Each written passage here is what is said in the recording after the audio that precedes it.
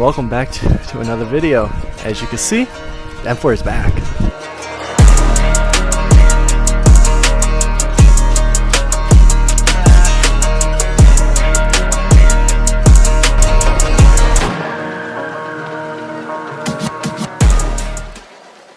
Honestly, if I didn't even tell you, you can't even tell that it's been fixed unless you actually go really close.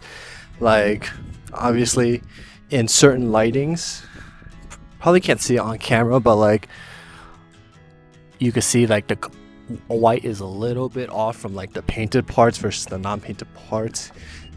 Like the newly painted bumper hood, the white is, I guess, a little bit whiter than like the doors. It's like the doors a little, just like a hint of yellow undertone. And from what I understand, that's like when the paint's been, outside in the sun, it yellows a little bit. At least that's from what I understand. And since I don't keep the car in the garage, it's my daily. It's my fun to say, but it is like my beater. So it's been sitting outdoors in the sun. So understandably, it's the newer painted parts are gonna look a bit whiter than the old parts. But yeah, going over what was fixed. Obviously, we have passenger side headlights was replaced. It cracked. The front bumper was replaced, as well as all the carbon accents on it. And those of you who watched my previous videos could tell that is the OEM grill. It's not the carbon fiber one that I actually replaced it with. The reason is because for the replacement one to come, it would have taken way too long. Because I know the guys at the shop. He's okay. He's like, he asked me like, hey, are you okay? Do you want to wait for it, or do you want to just bring the OEM one back? And we'll put the OEM one back on, and then when the replacement one comes, I'll bring it back to the shop and he'll replace it. So yeah, I'd rather just get the car ASAP. I don't know, I kind of missed it. I spent the past few days driving the X5, and it's, once you drive an M4, it's kind of hard to go back to any other SUV like the X5, etc. And you can't tell from right now, but the hood was also replaced. The edges along here was a little bent, as well as the inner crash structure, 2 radiators, those are also replaced. That was pretty much all the external damage in the front of the car. If you go back and watch the last video where you've seen the actual dash cam footage of the car actually crashing, it didn't feel like a big impact at all. And because it was just damage to the exterior, so the front of the car, and not any structural frame damage, they just, took off a bunch of damaged parts, bolted on some new ones, painted, and it was that. No coating, nothing else necessary. Last time you seen, the airbags were all out. They have the current airbags on both sides. The actual steering wheel airbag. The airbag steering was done, as well as the driver knee airbags. Those were also triggered as well. But luckily, all the airbags inside was replaced. There was a lingering code for driver restraint. So I guess the seatbelt always locks on when the airbag's triggered to prevent you from hugging you. So the airbag, along with the seatbelts, driver's side seatbelt, was also replaced. The lingering code still was on the BMW app, but not on the car, interesting enough. So we just need to drive that car around for like a week, give or take. And then the error was gone from the app itself. But all in all, damages wise, around 22K for parts and labor. And the biggest thing is, have I learned anything from this? You always gotta take away something from a big incident like this in life. And the first thing first is, don't be dumb. Obviously, shouldn't have followed the aeroed Supra on the track and try to follow its speed before the tires was even warmed up. That was my biggest mistake. I admit it. It's completely my fault, driver error, not really necessarily the car's fault. And since that was my first damp track experience on an actual track and not like an autocross course, it's because it's damp track. That was my first time experiencing a damp curb. Even though it's like the second session, it's still like my first day experiencing it, so definitely should have MDM mode on, you know, that like BMW half traction, and should have kept traction fully on, because it was just a warm-up lap, man. Honestly, this is not like a time attack event. It's not like every lap matters. So I think all in all, looking back on it, I think it was about time for me to experience something like this. Not that saying that like, you know, I deserve it or anything, but I think I got way too overconfident just because the car is just way too good at masking your mistakes. I jumped into, you know, I think I went way too far and got overconfident just because I thought I was fast, just because me and the car was faster than a lot of people in, like, you know, I was running with. But looking back on it, it was just mostly just the car. The car is just that good, and it's really good at masking your mistakes.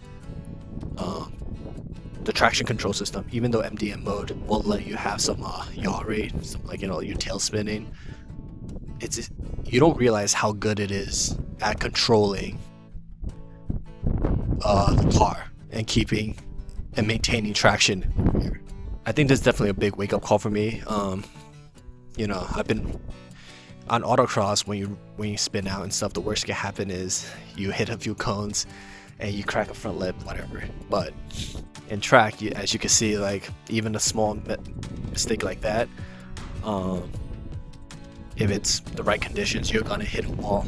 And I'm super grateful that I didn't hit any other car or cause any, you know, harm to any other person because of how overconfident I got. So that's definitely something I got really, really grateful for.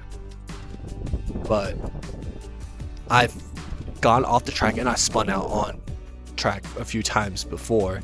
For example, I spun out on Poconos. I dipped 2 and 4 wheels off the track, Lightning and Thunderbolt, and I guess MDM mode saved me.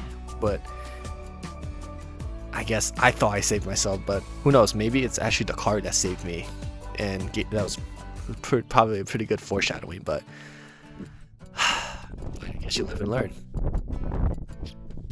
And I like to say this car helped me break into the world of motorsports. You know, of course you don't need a good car to even do any of the stuff that I do, but it just gave me a reason. I felt like I had to do something with the car, or else it'd be such a waste.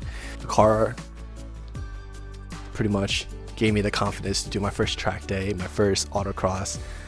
Met a bunch of amazing people along the way, and yeah, just a lot of memories with this car. So I guess in hindsight, I'm glad it only was a frontal crash and it wasn't like a structural, anything too severe to the car.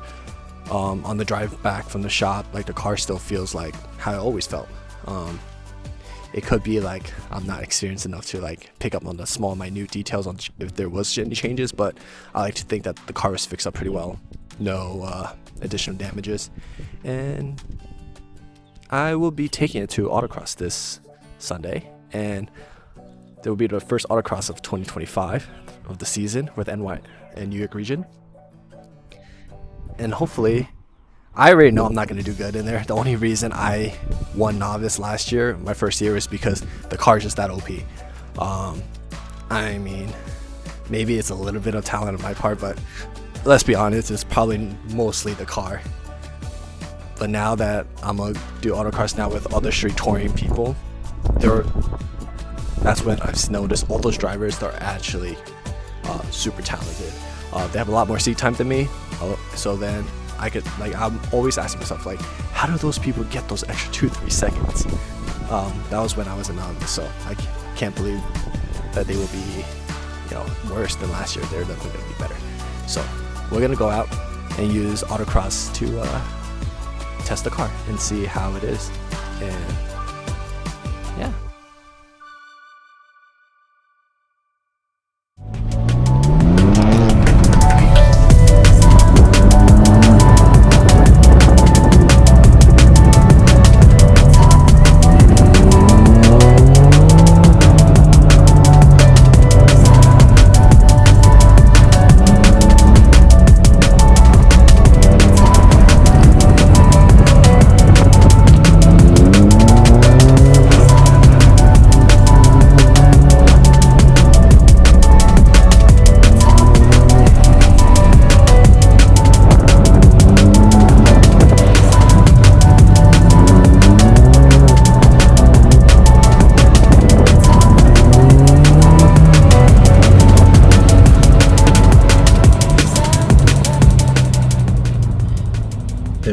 finished the first morning session of Autocross. It's the first event I've taken the car to since it's been fixed, and so far drives just like stock, so that's good. No glaring issues with anything in the front, which is as expected since it's everything before the crash structure that got hit. So yeah, I'm just thankful that everything is still running as expected. So I'm not a novice anymore for Autocross, so that means there goes my to being first all the time. Would have known. I'm actually not that fast compared to people who have actual seat time. Surprise, surprise. But it's always good to be humbled and know that, you know, the only reason I would probably won novice is probably because the car is OP. The car's fast, so it's just, you know, slam on the gas and then the car will handle everything for you. Sorry for the wind, but of course this is just my first event with the car. We still have stock summer tires on, and these set of PS4s has been with me through Poconos, Thunderbolt, and a lot of daily driving. And I'll be completely honest, the front shoulders have seen better days. These front shoulders are pretty much gone. You see there should be a groove here that goes all the way out, but these grooves are gone, and I feel like if I drive on them any longer, if I push them too hard today, it's definitely going to cord the outer shoulders, which is fine. I prefer not to. I'll plan to use Autocross today to like test out the car, relearn a little of the fundamentals, since I don't want the accident to like scare me or make me like scared to drive it hard. So relearn the fundamentals here, and next Sunday we have Englishtown, Old Bridge Township in New Jersey. So Englishtown, the track there from what I've seen is terrible. It's like, if you're a New Yorker, you'll know, it's like Belt Parkway but worse. So it says a lot about it. So I didn't want to use my brand new RE71 RSs, since technically they only went through 3 laps on the track before the accident, so they're still relatively new. So I don't want to use new tires on such a bad track such as Englishtown.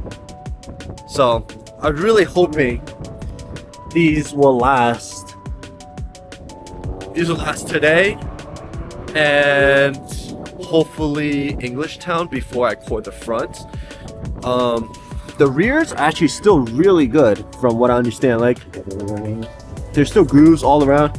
Obviously the outer shoulders are worn a little bit more than inner shoulders, but with only two degrees of camber, I guess that's what I expect.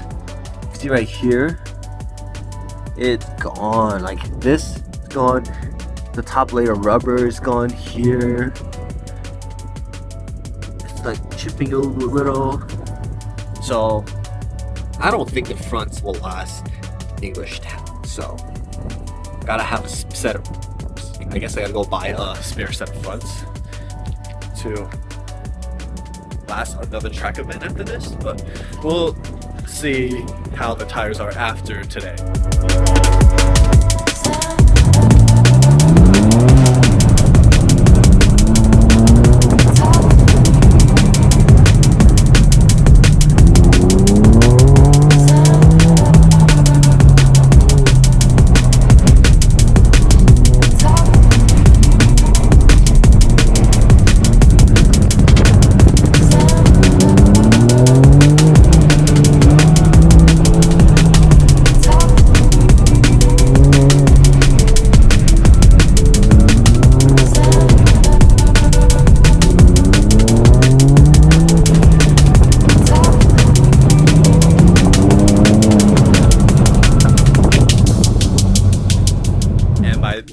Just finished the second half of my sprint and the sun came out.